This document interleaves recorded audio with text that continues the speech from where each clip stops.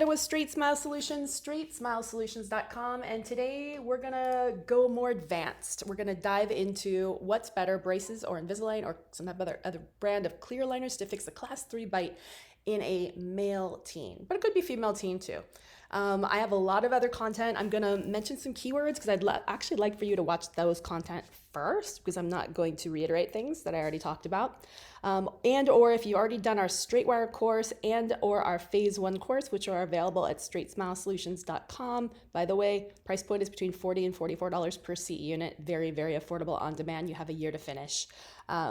Between 13 and 14 CE credits, AGD PACE certified, if you're interested. But anyways, so a lot of times I find that doctors are rushing to take these class 3 cases and there's still some growth left. And that makes a lot of uncertainty in exactly how you move the teeth, which teeth you move, how much overjet to create. It's just not a great idea in a class 3 patient that's still growing to even start treatment.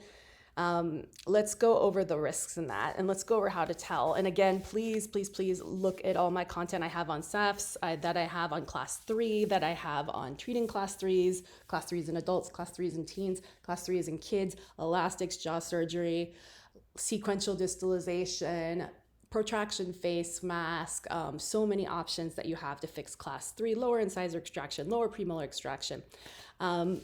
Okay, so let's say, for example, I got a 16-year-old boy. He's class 3.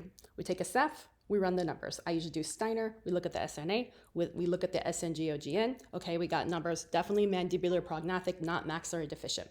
Again, watch all my videos on class 3 so you understand the difference and how the treatment changes. Well, boys, if you listen to my content, can continue to grow up until, especially if they have that mandibular prognathism gene, until 18, 19, 20, 21, 22.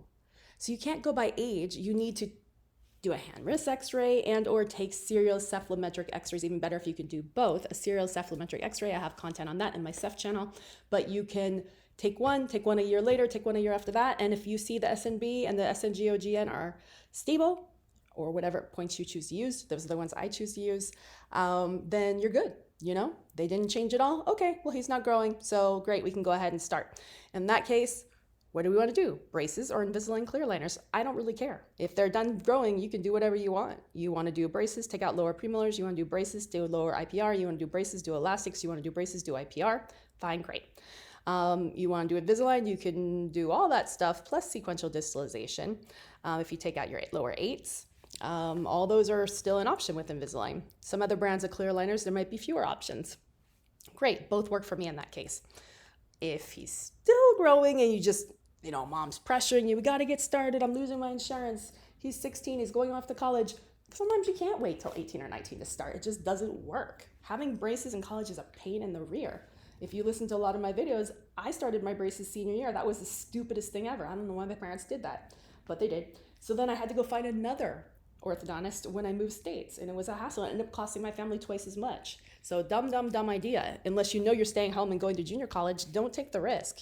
Get it done before college, and assume it's going to take 2 years. It might not, but a class 3 case probably could. So you need to start by sophomore year just to make sure the ortho is done. Plus, to be honest, seniors and college students are not the most compliant individuals. So they're not usually going to do what they're supposed to do. And that's okay. That's what it's supposed to be. So let's say we're starting before he finishes growing. Well, we don't really know how much more growth he's going to have. Is it a millimeter? Is it a half millimeter? Is it a fraction of a millimeter? I'm not sure. So we're just guessing. The main thing is you don't have that wiggle room. What if we take out lower premolars and we do braces? If we don't have the wiggle room, I don't know how much overjet to give for wiggle room because he might grow a millimeter, he might grow 2, he might grow half. I want to leave some extra overjet, but if he doesn't grow, I'm going to have extra overjet. Oh, well, that's how it is. That's what you got to do. You got to assume you're going to have at least 2 or 3 millimeters of growth and leave overjet when you deal with your anchorage for your extractions or your IPR or whatever. So it just doesn't make for a great finish when you're just guessing. And there's always a risk if you undershoot it and he ends up with negative overjet and outgrows at 22, who's now responsible? Well, it's kind of you. So you might be retreating for free and or you might have to give a full refund. So, that's one of those things that unless you just documented the heck out of it, and I don't know if I've found with this kind of stuff, I don't care how many informed consents, custom ones you make, they sign this, they sign that. I've been in the situation where I thought I was totally covered. We had that conversation. We wrote it out. They understood the risk. They still wanted to do it. I told them not to do it. We still did it because they wanted to. I had to give a freaking refund. So frustrating. I spent 2 years and you know, they pushed me to do something I didn't want to do, and I had to give a refund. So, but you know, better than getting sued. So you just run out of options if you do that. And when you take out lower premolars and braces, usually the incisors dump back, so you can't really do IPR or elastics. So you run out of options, and now you're kind of in trouble because you didn't control your anchorage properly, because you didn't know how much growth was going to be, and it was unpredictable. So that is the reason why I prefer to wait. Otherwise, I prefer not to take out teeth.